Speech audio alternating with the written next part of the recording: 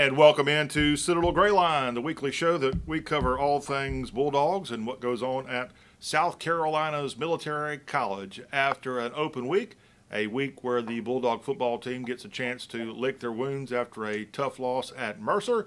It's back to a familiar destination for Citadel fans. It's to Boone, North Carolina, and a trip to take on the now FBS member Appalachian State Mountaineers. We have a very exciting show today. Not only do we have Andrew Miller, he is our Post and Courier Bulldog beat writer. He's back in the fold with us. We have our go-to guy also here, Thomas Scruggs. And later on in the show, a friend of mine and a special guest is coming on to talk about his recent trip to Eastern Europe. He went in the area of Ukraine to help out with relief efforts, and we're going to talk to Jerry Chivers. And he's got photos, and he's going to come on and tell us about the amazing work that he and other volunteers did in that part of the world in the last couple of months, and just an amazing story and such a tragic time that's going on in Ukraine right now. And we'll talk about how the Citadel has stepped up to help out with Ukrainian students, offering scholarships at LCID. So we have all that going on this week's show. If you want to get involved, feel free to do that. We've got our Charleston area number to call, 843-779-8496. You can text us anytime. And we've got a winner for last week's trivia question that we want to get to as well. But let's right now go to our insider for Bulldog Sports, Andrew Miller. Hello, Andrew. Good to have you back in the fold, sir. Yeah, thanks for having me back. Yeah, last week I apologize about that. A little just life's getting hectic. My daughter's getting ready to get married here in about less than a month, so there are things on my agenda that are normally not there. But that's a good thing that she's getting married, right? It is. It is. I was hoping you weren't going to tell me you were down and depressed about it. That's why you missed last week's show. Nope, not at all. Just life sometimes throws some curveballs at you. Yeah, well, good job. All right, let's also bring on Mr. Scruggs. Thomas Scruggs is our Citadel guy. And hello, sir. Welcome in. Hope you've had a good week. Yes, sir, John. Glad to be back. Did you have a good open week? Great open week. Watched some good football last weekend. Yes, I know. And actually, we're going to hear later in the show from head coach Brent Thompson. I don't think the clip we're going to hear from has him talking about that particular subject, Thomas, but he mentioned that he watched the Appalachian game over the weekend. They lost to James Madison. He also watched East Carolina as they lost to the Naval Academy this past weekend, and I think he said he saw a little Furman football as well. So, yeah, open weekend for the Bulldog football team. Andrew, what did this team do? What have you been able to find out about what Brent Thompson's team did to get back on track with this trip to an FBS opponent looming? Well, they told me, Brent Thompson at the press conference told me that they really went back and kind of reset what they were doing, trying to do some different things offensively, work with their protections, work on their passing game.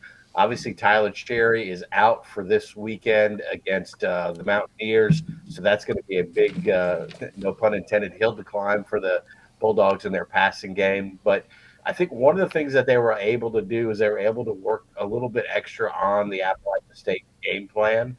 And they also looked at a couple of other upcoming Southern Conference opponents that they've got on their schedule here coming up, Furman being one of those teams I know that they did a little bit of work on. So I think I always like, if I'm a coach, to have those open dates a little bit later, like a couple of weeks later, but the open date is where it is. They're traveling up to Appalachian State, and an old SoCon rival for them. So I think they were able to reset, regroup, especially after a very disappointing loss. I thought the defense played great. Excuse me, they played certainly well enough for them to win, and the offense just could not move the ball, especially between the tackles. Mercer did a really good job. And again, Mercer had a few extra days to prepare for that game as well.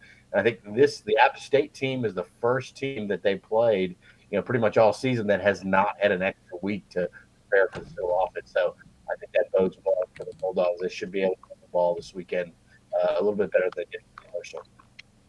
Andrew, one of the storylines, as you kind of echoed, was the fact that Tyler Cherry is out. What happened to him? I guess I missed his injury. It was an undisclosed injury. they wouldn't tell me. I thought it was I cover hockey, so I would consider it a lower body injury from what I've been told by people at the Citadel, but they don't release that kind of stuff, the specific injuries. And I'm like you, I didn't even notice that he was out of the game until, a little bit later, I think late third quarter, early fourth quarter. I'm like, wow, I haven't seen Tyler Cherry on the field in a while. They're not throwing him the ball. So I'm not sure when it happened, and Brent and those guys haven't been really forthcoming about the injuries, but obviously he's been really the Bulldogs' main receiving threat, and certainly their best deep threat that they have this year. So again, some other guys, Cam White's going to have to step up. Christian Hilton, he caught a couple of passes game against ETSU, if I'm not mistaken. So these guys are going to have to step up and really, try to fill that spot that Tyler Cherry's had. So very disappointing, and don't really know how long he's going to be out. Yeah. Well, we talked about Brent Thompson. Why don't we go ahead right now here on the show, and let's hear from the Citadel's head football coach as the Dogs are preparing for Appalachian State week. Sure. Yeah, Mercer did a good job. Unfortunately, in the Mercer game, we had two opportunities to put points on the board, and that was going to be a tight ball game. And really, the game out here a year before was a tight ball game all the way up until the end. And in tight ball games like that, you had to capitalize on their mistakes, which we couldn't. And we had an opportunity to get at least 10 points on the board and hold them off. Instead, it was nothing at the half there, which made for an interesting second half there, which I thought in the second half we couldn't move the ball between the tackles a little bit. So what we ended up having to do is probably throw the ball a little bit more. Unfortunately, we lost Tyler Cherry in the midst of that, which is our wide receiver. So we've had to plug and play a couple of wide receivers and get some younger wide receivers ready to go. What's Tyler's status? Tyler will be out this week. So what does that do to your passing game? It makes it a little bit more challenging, but, our passing game is a challenge to begin with.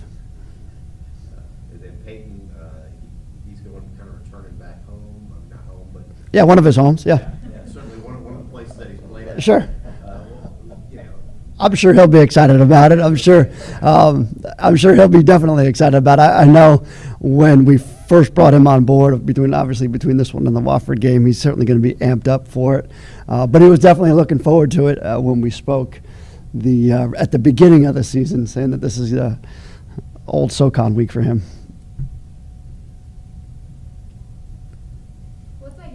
Y'all talk a lot about your character and the belief kind of this team. Anything different this week? Any different approach in the locker room wise?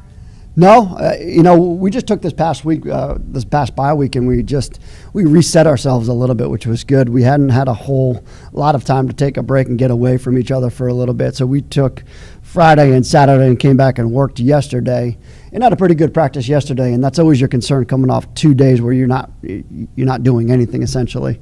But the guys came back, they made it back on time, they made it back ready to go, lifted, practiced very well. So, which believe it or not, it can be a challenge at times coming off of a bye week. But focus was there. I really like the way that we came back and practiced. So I think we're ready to go here. I think we're ready to get back at it. And I think we need to be ready to go the full length of the season from here on out. And that was Citadel head football coach Brent Thompson at his weekly presser at Johnson Haygood Stadium as the Dogs and Appalachian State get together this weekend. Now, there's something looming out there in the world. It's a hurricane, and that could have some impact on that. We'll get Andrew Miller's latest take on what's going on with the tropics here in a moment here on Citadel Grayline. But let me first tell you about our show. It's brought to you in part by IPS Packaging and Automation and Big Red Palmetto Store. IPS Packaging and Automation is a name you can trust since 1976. IPS Packaging and Automation has been providing manufacturers and e-commerce companies with the very best packaging products and automation in the entire industry. IPS Packaging and Automation offers a complete line of packaging products, stretch films, 3M tapes, corrugated boxes, strapping and equipment automation, and so much more. IPS Packaging and Automation will analyze and streamline your current methods to improve your packaging process. Give them a call, 800-277-7007 to learn more, or visit us today at ipack.com. IPS Packaging and Automation is a proud supporter of Citadel Athletics. Again, if you want to get involved with our program, very easy to do that here on the Bulldogs show each week that we broadcast. 843-779-8496 is how you can reach us right here on Citadel Grayline, and we'd love to have you as a part of the program. Reminder, we got Jerry Chivers standing by from the Citadel class of 1991. He is a Renaissance man, to say the least, and one of the things he's done most recently is he went over to Eastern Europe and helped out with the Ukrainian relief effort. And we're going to learn more about what he's doing and what you can do to help out a Citadel brother, if you will, as he's done a lot of great work and we need to help out. And also he's going to fill us in on what the Citadel has stepped up and done in terms of a scholarship to help out Ukraine. So all that is just around the corner. All right, welcoming back in from the Post and Courier, we've got Andrew Miller. Andrew, the Dogs, this is a daunting task, going and facing an Appalachian State team that's already, again, moved up to FBS. They've already knocked off Texas A&M. But here they are this week entering a game against the Citadel following an unexpected loss to James Madison. Yeah, I thought, apologies, I guess there's a emergency broadcast thing going off here at my house. I apologize about that. But I thought this was a trap game for Appalachian State. I thought that the Citadel would really have a good chance of going up there and making a really good showing, maybe even pulling the upset. Because if you look at who Appalachian State played, I mean, they beat Texas A&M. They've almost beat North Carolina, and I thought there'd be a little bit of a letdown going into this game, kind of playing an FCS school as they head into their conference schedule. And JMU kind of ruined the party. They're up at Boone last Saturday, so I think the Mountaineers are going to be a little bit angry about things. They're going to be looking to put their best foot forward. So. Unfortunately, I don't think the Citadel is going to be able to catch them off guard. But, if the Citadel, the weather looking like it's going to be, I mean, this should play into the Citadel's hands. I mean, they love to run the football. They love to control the clock. And if they can do those two things, I think they could be, I think they got a chance at the win.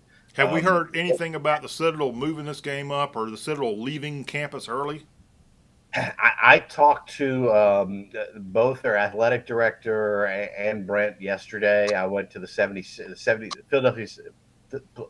Excuse me. For those who don't know, in the NBA's Philadelphia 76ers are in town. They're working out at McAllister Fieldhouse this week. They're having their preseason training camp. Basically, that went from yesterday up until Sunday. I talked to Doc Rivers. He said that they're definitely going to stay the whole time. And they're not going to escape the storm. I don't think it's going to be that big of a deal here in Charleston. I think the bigger deal is going to come on game day. But no, to answer your question, no. As of 3 p.m. yesterday, they were still on schedule to have the game at 3:30 kickoff up in Boone. And if you look at all the forecasts for where Hurricane Ian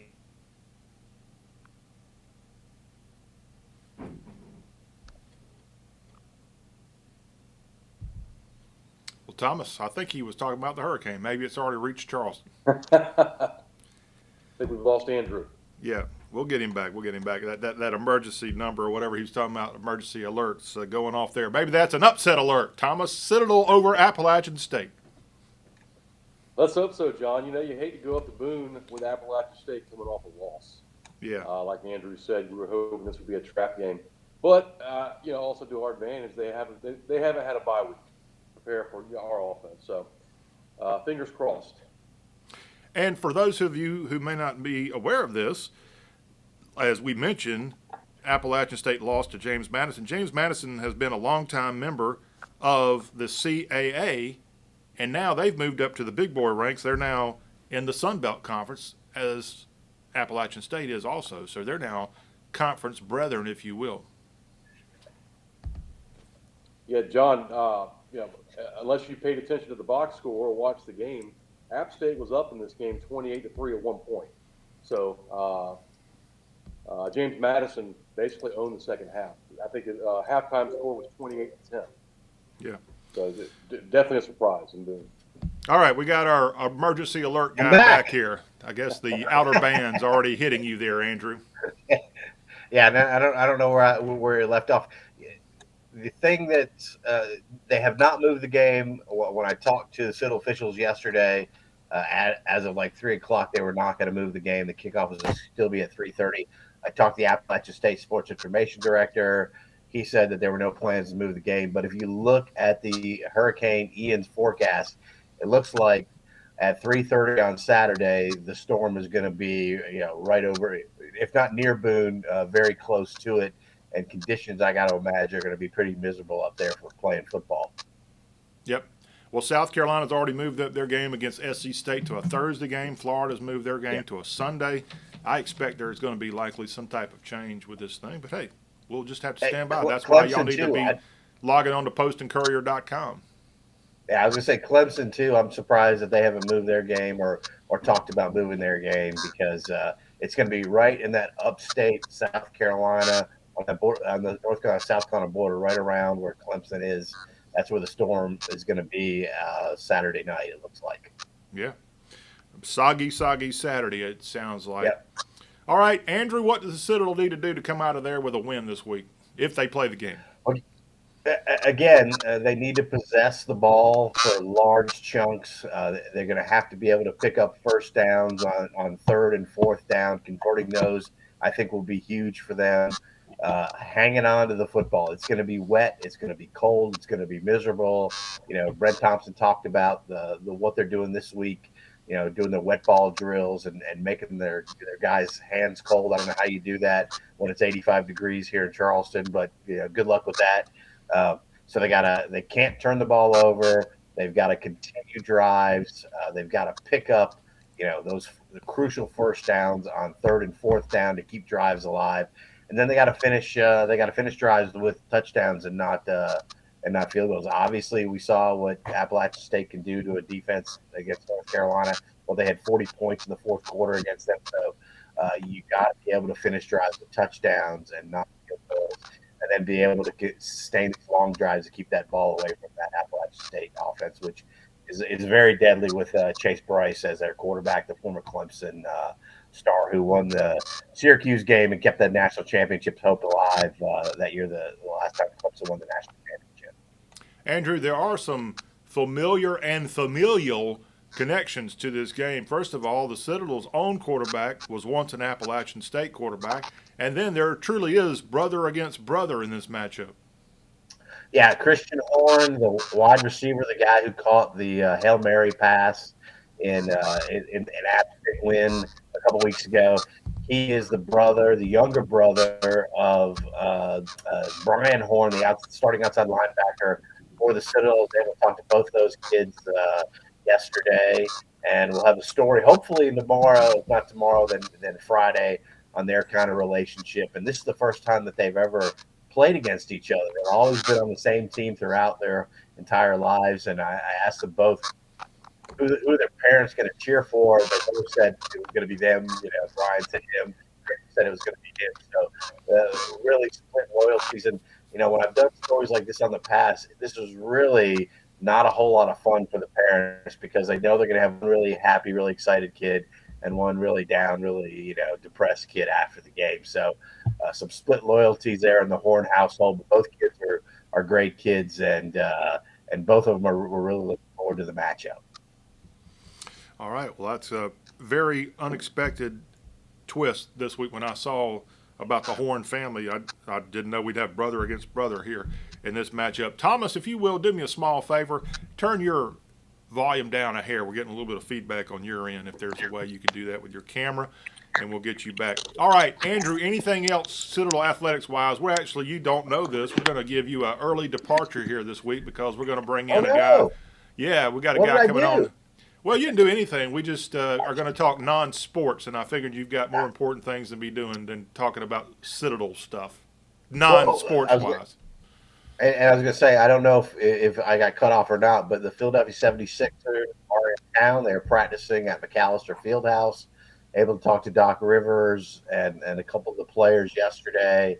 A big deal for the Citadel, and the 76ers were talking about how really nice the facility at McAllister Fieldhouse is, and how great the city is. They were looking forward to going around and learn a little bit about history, and a couple of the players were asking Doc Rivers about why the freshmen have to walk on can't walk on the sidewalk, so they got to walk on the road and the grass and everything. And that was kind of an interesting answer in the story that I had in today's paper. So, Andrew, that was do you know how that came about? How the Sixers got to the Citadel?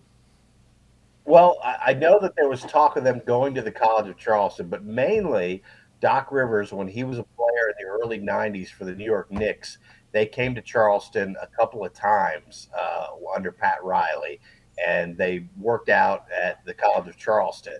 And things didn't work out at the College of Charleston this time, and he came to the Citadel instead. But that's how he kind of got on board with coming to the Citadel and having his preseason camp in Charleston. All right. Well, that's fascinating to hear. Maybe we can Yep. spot some NBA guys walking around campus. Anything else Absolutely. before we say goodbye to you, sir? No, that's it. I just hope everybody stays dry and stays safe with Hurricane Hugo here coming down. All right. Andrew Miller of the Post and Courier, postandcourier.com. Andrew, what are your social media connections for you? I'm at AP underscore AP Miller underscore PNC on Twitter. That's mainly where people can follow me. All right. He does a great job. He'll be in Boone. Stay safe, and Andrew, stay dry this weekend. Yes, it's going to be a challenge. All right. Thank you very much, and we appreciate it. See you And guys. look forward to talking to you again Andrew. next week. All right, Thomas. Yes, sir. You and I both hung out at the Citadel in the early 1990s, right? Yes, we did. We did not have a chance to. You did not have a chance to get to know this guy, and I didn't really know him when I was a cadet, but I got to know him just after that. And Thomas, I think you're kind of a Renaissance guy, but this guy truly is a Renaissance guy. Let's go to Kershaw County, South Carolina. The guy literally earlier today was cleaning a deer. I didn't even know deer season was going on, and if it's not, oops. The guy's truly a Renaissance man. Jerry Chivers, Citadel class of 1991. He's on the front porch, and he's ready to talk to us. Hello, Jerry. Good morning. Thank you for having me on the Citadel Gray Line, John. Yeah, I hope I didn't get you in trouble with the South Carolina wildlife people. Never. I always do things above board. Yeah, all right. Well, good to have you on. Of course, I said you're in Kershaw County. I actually stopped by your place earlier this year. You have one heck of a spread there. Tell me what exactly you do there and where you live outside of Camden. Well, it's right outside a little town, and some people may even say it's in Boykin, South Carolina. And currently, I am the caretaker of about 15 cows and 4 children under the age of 14. And I do as my lovely wife, Tiffany, says. Very smart. Very smart indeed. Well, you ended up going to the Citadel. You were from the Charleston area originally, right?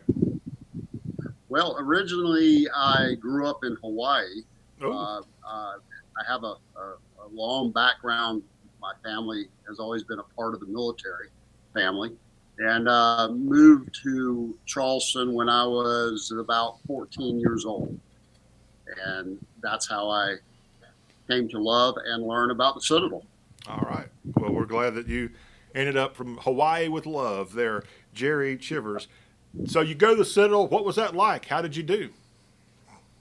Well, John, Gold Stars, which is the top of the line academics, sounded real expensive to me, so that never really interested me. I think I took basket weaving one semester and did get onto the dean's list. And other than that, it was a great experience, John. I tell you, lately I have been really just appreciating the Citadel family and what they're doing and how they're supporting what's going on in the world today. Yeah, we're going to learn a lot more about what you're doing with Ukraine in a second. But you did go to the Citadel class of 1991 and then going into the professional life and more. You actually did serve in the military, correct? Well, yes, I did. 1991 is, as all the Citadel graduates know, we love our class, but I didn't receive my actual diploma till years later in the mail due to going to Desert Storm and several other cadets. And I were actually pulled out our senior year to go into the country and fight over there. So that's Operation Desert Storm veteran is who we're talking to. That is correct. Jerry Chivers. What branch were you in? At the time, I was in the Air Force, South Carolina Air National Guard, as a matter of fact. Okay. Well, thank you for your service, Jerry. Thank you, guys. Thank you for what you're doing. Well, now we're just having fun, not putting our neck on the line quite like what you've done. You serve, and somewhere along the way you get out, get that diploma. Thank you for the mail for delivering that successfully to you, and you start your professional career. Now let's fast forward, if you will, to this year. It's 2022, and Thomas and I both are kind of students of history. We love military history. I guess that's part of the reason both of us were drawn to the Citadel. Jerry, I think you have an appreciation for history as well. I never thought in this year, in this era, that we would be having a traditional World War II type war erupt. And we're seeing that right now in Ukraine. Jerry, what was it about Ukraine and what's happening there that made you decide, hey, I want to do something? Well, John, it's not so much about me. It's a long legacy of my own family and many other people's family have veterans in their lineage. As far back as the Revolutionary War, we've had a veteran in our family in each conflict. The calling wasn't hard. I remember wishing in Desert Storm I could have done more for the refugees there, and that's always been in the back of my head. What you wish you could have done versus the job you had to do. Mm-hmm. That was forefront, and seeing what we had here. It's interesting. Earlier we were talking about football, a brother against a brother. That's what's going on over there right now. You have brother against brother. It's basically their civil war. And if you look at our history, at our Civil War, there was a lot of people that were caught up in it that either didn't know what to do, didn't have a dog to fight in the fight, and that really was my calling. I found myself, John, with my children. I have four kids under the age of 14, and they're asking me some pretty tough questions when this situation broke out.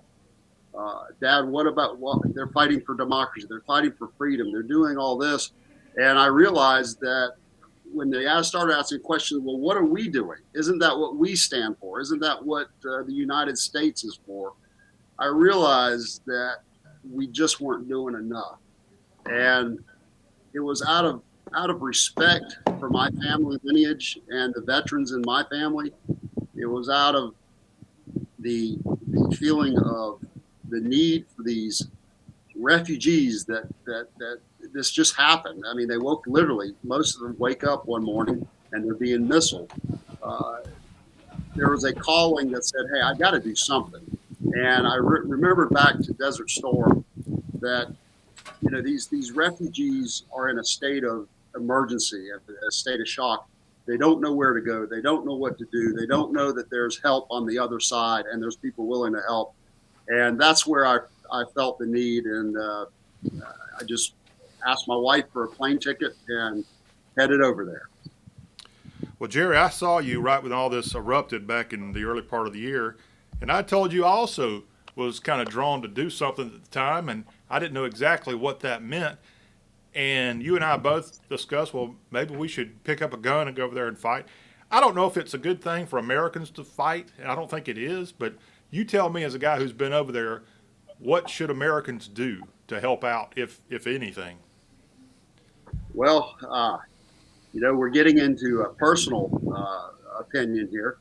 I personally believe that maybe, given the current circumstances and us realizing how much of a thug Putin is and what a criminal he could be to the world, I'm thinking maybe us Americans should be doing more.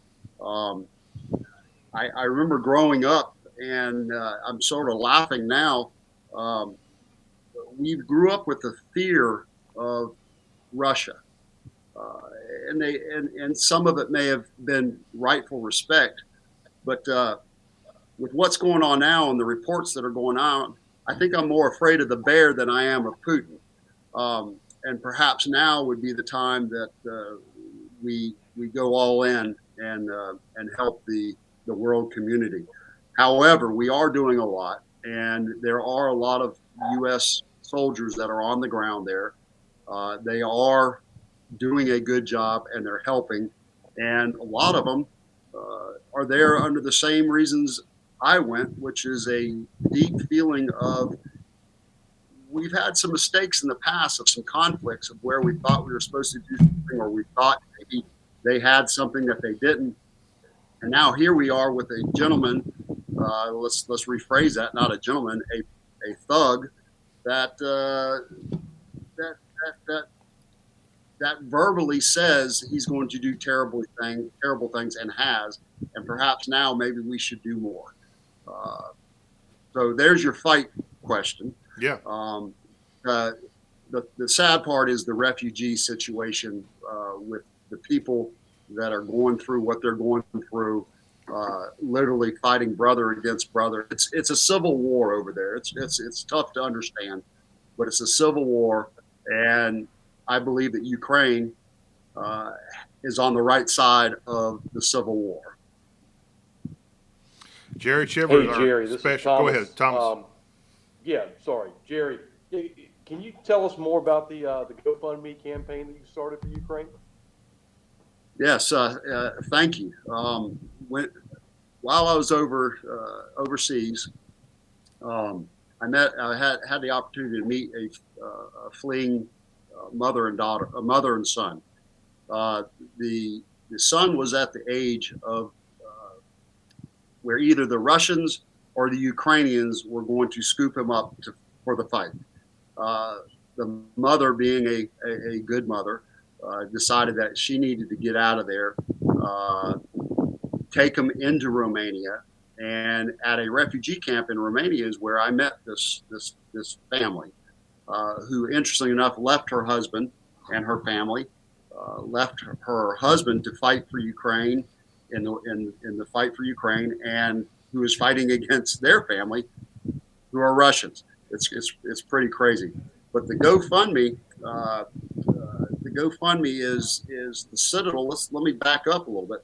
The Citadel offered a scholarship, and this all unfolded while I was in the refugee camp.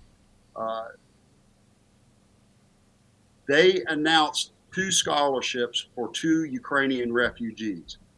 But I knew that was exciting. As exciting as that was, we could not get them over here because it was just a mess on the visa side. At the same time, Unite for Ukraine came out from President Biden that made it a little easier. Let me do a side note here. I owe Tiffany, my wife, just a world of thanks, and she is the real get her done girl in this situation. She did not give up on the visas and got these 2 refugees over here, and the Citadel, she's waving. This is Tiffany. Nice shirt. Like that. It'd be unfair not to give her kudos here. I got another photo here of Tiffany. Look at there. John, you scared me when you said that. What is that photo I'm looking at? Oh, that is a wonderful moment, John. These poor guys. I hate calling them refugees, but these refugees literally got on a plane with $139 in their pocket to their name. Got on a plane. It was the first time they'd ever been on a plane. I think it was a 20-hour flight. They got held up in France. They landed in Charlotte, and because of a typo on a visa, they were held up for 9 hours at Charlotte Airport, and they literally were told they may have to get back on the plane and go back. I was dialing for all my friends that could do something. Long story short, they get out. I got to throw in a funny here. That was a Tuesday night. Wednesday morning, we wake up. The young man, whose name is Alex, goes and meets a personal friend of mine who's a doctor. The doctor, Dr. Trey Dunaway, shakes his hand, says, "Welcome to America, now bend over." So after all that culture shock, he gets his physical for the Citadel. Literally a day later, Friday, we were at the Citadel buying him at the bookstore, buying his stuff for the school. And Saturday morning, we said goodbye. John, I know you're a good Southern man here. If you want to talk about grit, I think the definition of grit is what this kid represents. Quite an amazing young man. I decided to help get them here after he noticed my Citadel ring and kept reminding me every day that he wanted to go to a military college. I tried to deter him. I told him, said, "Hey, look, man, you don't want to go there. They do push-ups, they do sit-ups, they do everything I said. He'd come back at me and say, "Well, how many sit-ups do you want me to do? How many push-ups?" I couldn't deter him. And the morning that I decided that I would do everything and anything I could to get him over here and go to the Citadel was when I asked him, I said, "Well, why do you even want to go to the Citadel?" He said, "Mr. Jerry," says, "I want to become a military officer so I can come back and help free my country." At that point, guys, I pushed in all my chips and said, "I'm all in." Outstanding. And Alex is a cadet right now? Alex is a freshman. I got to give a shout out here. I know there's a lot of Citadel family listening. He's in Romeo. Romeo. One of the easier companies I heard at the Citadel. It was one of the most wanted to get into companies at the Citadel. Let's put it that way. I got you. Well, hey, look, though, John, if I may, I need to do a shout out to a couple of people. Hey, the floor is yours, sir. And you're getting direct motions in the background, I see. Yeah, my wife is sitting here going, "Hey, make sure you do the shout out." Guys, the Citadel family here is just amazing. You know, everyone goes to the Citadel for their own reasons. I went to the Citadel because I needed some structure. I needed a way to pay for college, and the military helped pay for my studies there. But deep down inside, we all have ulterior motives why we go to the Citadel, and one that I think everybody can resonate with is our gold ring, the band of brothers and sisters. Guys, I am realizing what a wonderful family we indeed do have here at the Citadel. Everyone from President Walters, Tom Gordon, who's class of 91. You've got Bill Lind. You've got Keith Brace, 4th Battalion TAC.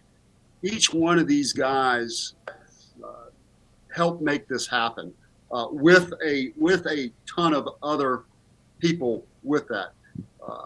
Guys, I'd be wrong if I didn't mention a quiet soldier, Chuck Bledsoe. He's from Lexington, South Carolina. Chuck silently walked me through. Silently was my supporter. He is the one that gave me encouragement. Back to the scholarships. Those 2 scholarships were taken by the time we got the young man here. In Chuck's words, he says, "Jerry, we're going to make this happen. Whether the Citadel family comes through, something will happen. You get this kid over here, and we're going to make this happen." So to answer your question about the GoFundMe page, our Citadel family has been outpouring. There was a scholarship that was offered to Alex. It's books, it's tuition. It's the basics of a scholarship, and thank you to the Citadel family, the Citadel alumni that supported this. What an incredible outpouring of love and who the Citadel family really is. But the GoFundMe page is set up. He was a minor, so his mom had to come with him. And with that being said, that's a heavy cost there. Alex still has many needs financially that we need to help him get through the 4-year stay at the Citadel. So the GoFundMe page, John, it's on your site. It's on my Facebook, Jerry Chivers. Please look it up and help in any way you can. People say that we want to help fight for Ukraine. This is the perfect way to do it. And John, you did help, and you were with me, and you are helping this outlet, your program. Thank you for having me on. Jerry, thank you. And I was serious earlier in the year. I was ready to go with you. I just didn't have a passport. You were. And Tiffany was kind of looking into that for me. And hey, my bags are packed. Sorry, Citadel family. I'm ready to go over there. Are you going back over there anytime? You know, there's a lot of things. I mean, it goes back to what I said earlier. I really believe now is the time to strike while the fire is hot, so to speak. You've got Britain scrambling right now for reserve troops. You know, war is like a chess game. It can go back and forth until the end. There's still some surprises, I'm sure, coming, but it sure does feel like now may be the time to get rid of a thug that's in the world, and I mean that.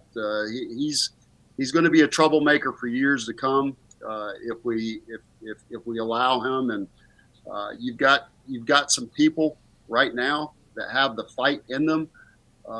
What wonderful people, man! What a wonderful thing in our lifetime to watch a country fight and die for their freedom. I mean, it's understand what I'm saying. It's not beautiful, Yeah. but the thought of it is just it is something that we should all stand for and get and be proud of. I'm especially proud of General Walter's vision. I was at a Sumter Citadel Club the other night where he spoke, and I tell you what, we should be proud. He's our president at the Citadel, and his focus and his mission. He has seen he has had foresight.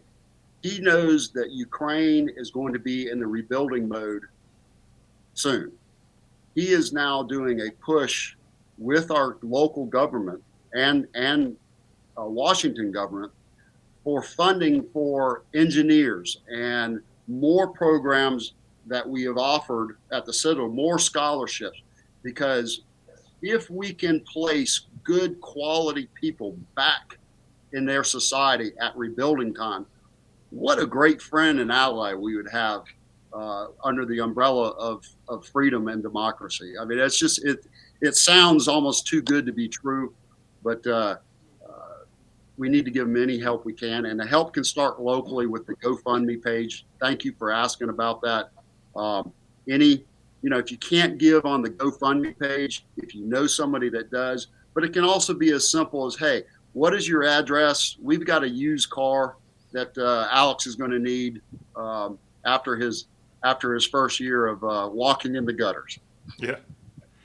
We're talking with Jerry Chivers, Citadel class of 1991, right here on this week's Citadel Gray Line. We've got some photos that Jerry took while he was over in Romania that we're going to share and have a little story time with the photos here in a second. And I know Thomas has a question or two that he wants to fire away to Jerry momentarily. But while we're here on the Citadel Gray Line talking about military history and thugs and stuff, let's bring up our knob knowledge question of the week. First of all, I want to congratulate Ross Brown, who successfully got the correct answer to last week's knob knowledge question, a question that Jerry Chivers, who was reared in Charleston, ought to know this answer. So we've got the correct answer, Jerry. But the question asked last week, what is the actual address of the original Citadel, the old Citadel in downtown Charleston? Do you know that, Jerry? I do. As a matter of fact, I wish I could turn the photo here or the camera I was lucky enough to get some of the beams out There of the you are. floor when I was a young guy. The address is where it's on the corner of King and what's the park there? Gosh, I can see it. I can't remember the road. Well, Calhoun. that's kind of important when I'm asking a trivia question. Yes, I know. You lose. I wouldn't be eating at the mess table today. Yeah. 337 Meeting Street is the address of the old Citadel. That's it. And That's what? it. Well, I'll give you some redemption. Can you at least tell me the address of the current Citadel location? And you Tiffany ought to just know raised that her one. hand. I ought to, but the problem is I always entered the Citadel behind the chapel coming from the Ark. So I don't think there's an address. Those of you who know what I'm talking about Well, would know that. it sounds Tiffany, to me what's you the also address? didn't have any love letters sent to you and or care packages because that's everybody's got the deserved- same address. 171 Melcher Street. There you go. Thank you, Tiffany. No. Yeah. She keeps me straight, guys. I can't say anything else. Thomas, what's that zip code? 29409. I didn't That's ask you. what I I asked meant to say, Thomas. yes. It's 29409, John. Yeah, that's right. That's right. Tiffany's on her soap stool now. You need to you give can tell your- who's sending all the You packages, need to right? give that band of gold to Tiffany, Jerry. You're not worthy. Let's get back here to this week's Who Knob owns it, Knowledge. John? Now, for this one, Jerry and Thomas, y'all cannot shout out the answer. Since we're talking about bad people in Eastern Europe, we're talking about history and warfare, BigRedPalmetto.store brings us each week our Knob Knowledge, which, by the way, Ross Brown won last week. So he successfully, correctly sent in the right answer of 337 Meeting Street. This week's Knob Knowledge question is, let's put our history hat on here for a second. In 1943, in the midst of World War II, there was a German offensive in the Kursk area of Europe. I want to know the name of that offensive in 1943. This is not really Citadel history, but it could be. Tell me the name of that German offensive when the Wehrmacht, if you will, went against the Soviet Union in World War II. Tell me that offensive. Text your answer to 843-779-8496, 843-779-8496, and BigRedPalmetto.store will be sending you a $25 gift certificate, and we will load you up with incredible gear from that site. Jerry, I see you're sporting something that probably costs $500 from the gift shop. You got to go to BigRedPalmetto.store right now and see the great array of gifts. They even have stuff for that Romeo company emblazoned on it.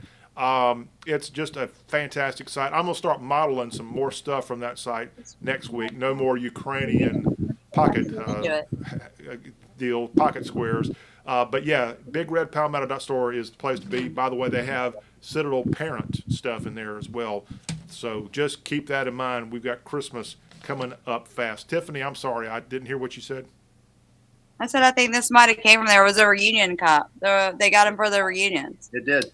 It did, as a matter of fact. Oh, okay. See there. Thank you, Tiffany. What would we do without you, Tiffany? All right. All together. Let's go to picture time, Jerry. Are you ready for that? All right. All right, so here we go. What are we looking at there? We're looking at a little girl that's standing in the front of a. Well, I'll tell her. Pets were real important. Most of the refugees fled, had to leave their pets, had to leave everything behind, and across the world, pets have always been a conduit of emotions. So she's there loving on a little kitty cat, but right behind her is a 10 by 20 container. Those containers are where we house them. Each family got a 10 by 10. It's not much, guys. And they were so grateful for that. Also, these containers cost about $5,000 a piece. If anyone has a calling, get with me. I would love to send send support over to this refugee camp. They did incredible things. This camp was all. There's a saying: you teach someone to fish, they eat for a lifetime. You give them fish, they'll be back tomorrow to eat. This camp was under the principle of everybody had a task, everybody did something. You were responsible for cooking one night, whether you could cook or not. It was really an impressive way to see the help that was given there. A lot of faith-based help is going on in Romania, Poland, and inside of Ukraine. It's really neat to see the step up from the faith-based communities give help. And what you're seeing here is the camp was probably about 40%, 40 to 50% children. Some of the children were grabbed by family members that the other family didn't make it. Some were just were roaming around. War is hell, and so these kids. This was a great place for these kids. I really miss seeing them. Well, kids weren't the only ones there. There were adults, a lot of women. Remember, one of the first things Zelensky did was keep the men under, I think, age 60 eligible to fight in the war. And so a lot of women there. And y'all went around putting up chicken coops. That is the chicken coop that I assisted in, and again, it was a way of teaching people a new life, which is, let's get chickens and you'll have eggs every day. These ladies, I believe these two were from the Donbass area. They left. It's just their stories are heartbreaking. But this was a really neat project. We used anything scrap, and made a chicken coop. And they really, you can see their ladies. I'm looking at the boots that they were wearing. They're really proud of their shoes. So they didn't want to get any paint on their shoes. Oh, okay. I was wondering what that was for. Well, right. Tiffany just made a good point.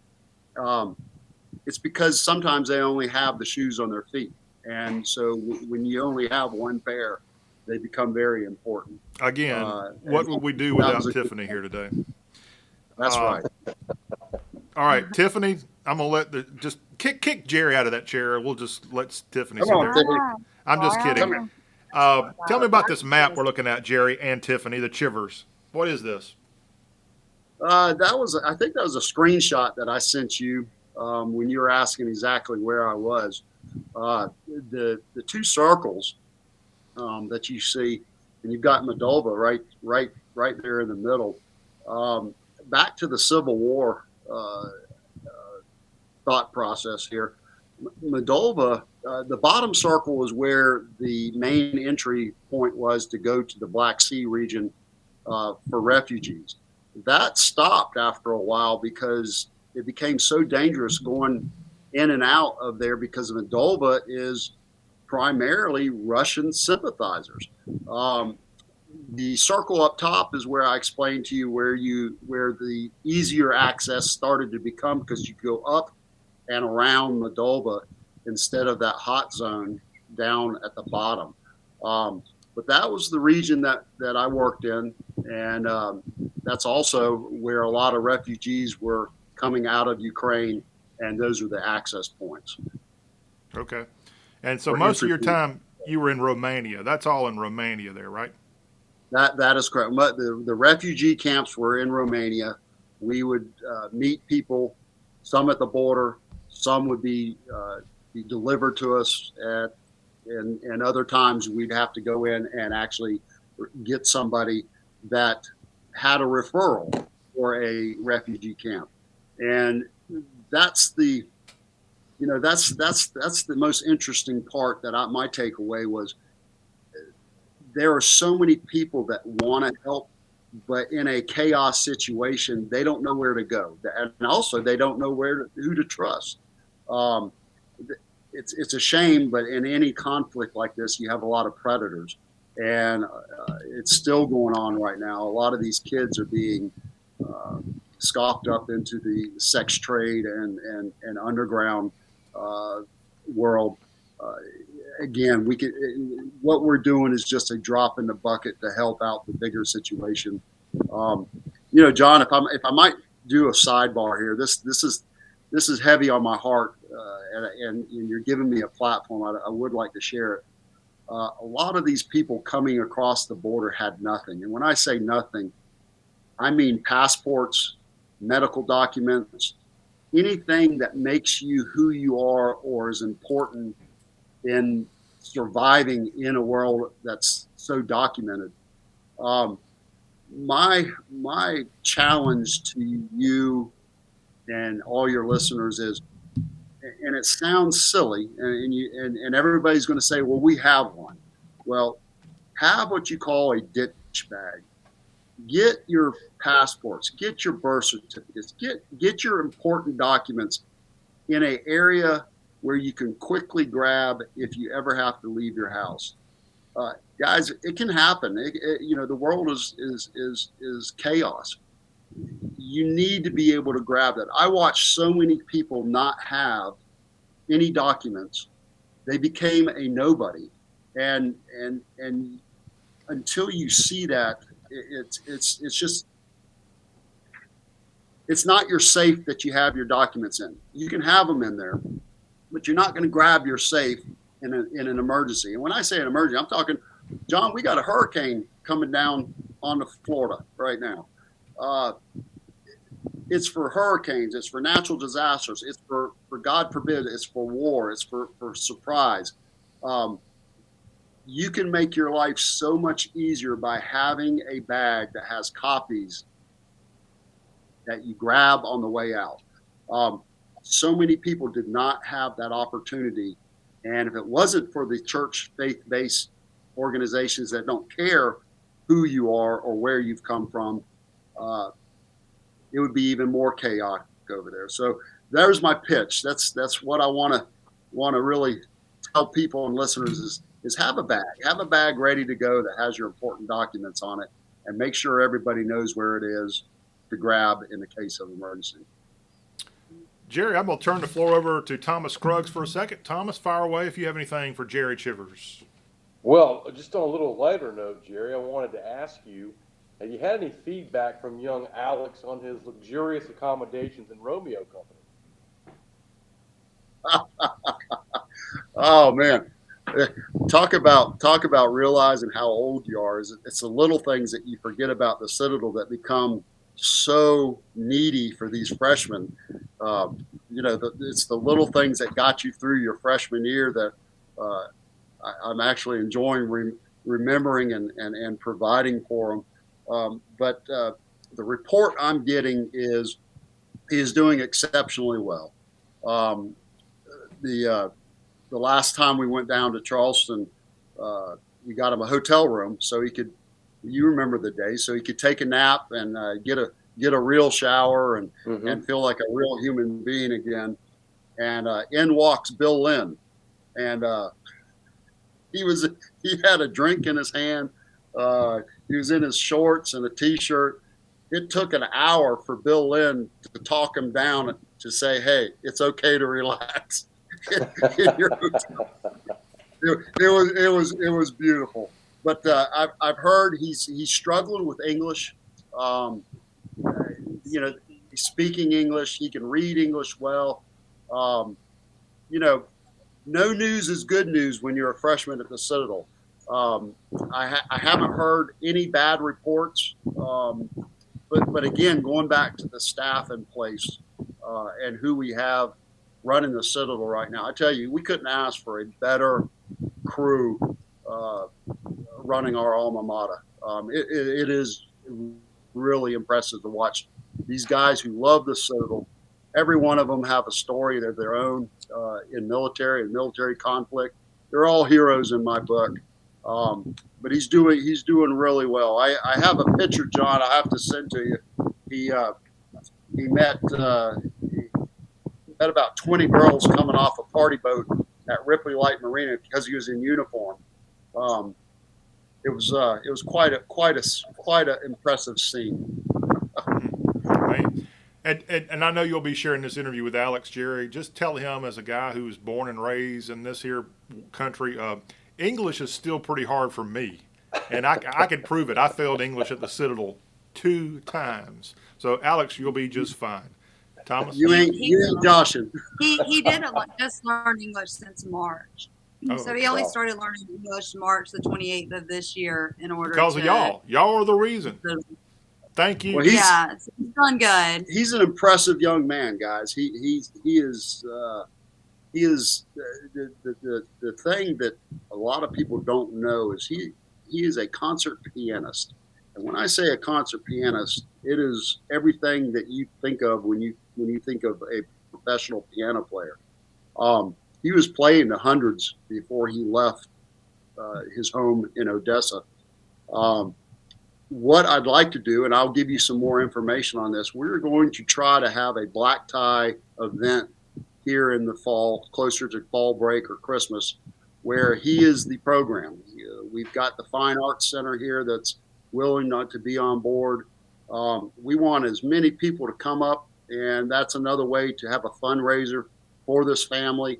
But he's going to let his chin out and play the piano for us, and I think it's going to be beautiful. How about that? A knob on display. Well, Jerry, one last question for you. Not everybody like yourself can go over to Ukraine and help the refugees. But what practical ways can Americans help Ukrainians? There's several ways. Back to the faith-based organizations. Believe me, I have a couple that are near and dear to my heart that if you reach out to John or me, I'll be glad to steer you in the right direction. Those are the guys that are getting it done on the ground. I'm not taking away from the bigger organizations, but it's truly the grassroots people that are over there that are doing a lot of good. The other way to support is to pay your taxes. We are sending a lot of. Did you hear that, Thomas? Thomas, did you hear that? I heard you, John. The stuff we're sending over is not free. We're paying for it. I guess that goes behind what I really would like to do personally, which is let's go over the hump instead of paying for it. Let's just finish this thing and get it done. Because if we don't, we'll be doing this in another 20 years again. There's a lot of good that you can do with these faith-based organizations. Yes, ma'am. All right. Again, we're going to put up. Hey, by the way, John. He's getting his orders. The orders are. What are the orders? Hey, the order of the day is to remember all 3 Ukrainian refugees at the Citadel. From what I understand, there are 2 Ukrainians, ladies there, and Alex. If you want to use my GoFundMe page and allocate, say, hey, these are for the 3 refugees at the Citadel, I'll be sure that it's allocated correctly. That's one way you can help. The other way to help, guys, is the biggest thing is be supportive. Both just emotionally, physically, and monetarily. We've got people that remind me of us back in the Revolutionary. They're fighting for their freedom. It's the basic of humanity is what they're fighting for, and I'm proud of what we've done so far. But I think we can all stay the course. And the biggest thing, guys, I guess, is don't forget. It's so easy to forget what's going on. Our brothers in Afghanistan that were there for so long, meanwhile, while we're over here enjoying life, skinning a deer this morning, we've got people dying. How we do that, John, I'm not real sure. But guys, that's the biggest thing is to when you say your blessing for your food, when you're with your family, when Thanksgiving is coming up, guys, don't forget what we've got going on. And we do have a lot of Americans in country right now that are supporting Ukraine, that are dying for whatever reasons they decided to go. Don't forget these guys. Don't forget our U.S. soldiers. Send them care packages. Go. Don't forget what's going on in the world. That's the biggest takeaway, guys. Jerry, we can't thank you enough. And again, we'll put the link on the Citadel Gray Line Facebook page of how you can go to the GoFundMe effort that Jerry Chivers and Tiffany Chivers and others are involved in. We labeled you, I don't know if you could see that today, it said Jerry Chivers humanitarian, but it also said humorist. And you are both. You do both well. Well, guys, when you see some of the things that I've seen, and you've had friends in situations, it's humor that gets you through life. So don't forget the humor, and don't forget what's going on in the world today. And don't forget to also, we still not got a correct guess on our Knob Knowledge brought to you by BigRedPalmetto.store. Tell me the name of the 1943 offensive by the Germans as they went against the Soviet Union in World War II. If you correctly give me that answer, you get a $25 gift certificate courtesy of BigRedPalmetto.store. One more time, show me that mug you got there. Courtesy of Big Red Palmetto? Or have you already emptied it out? 91, fellas. Very nice. Very nice. Thomas, thank you, sir. Thank you, John. And thank you, all Jerry. of you. Thank you again, Jerry. Thank you, Tiffany. And again, support Jerry and Tiffany in their effort. And thank y'all for being a part of Citadel Gray Line. We'll be back here next week to recap what we hope is a big upset win at Appalachian State and get you ready for more Bulldog football action in the month of October. Until that time, I'm John Rawls signing off. Thank you for watching, and go Bulldogs.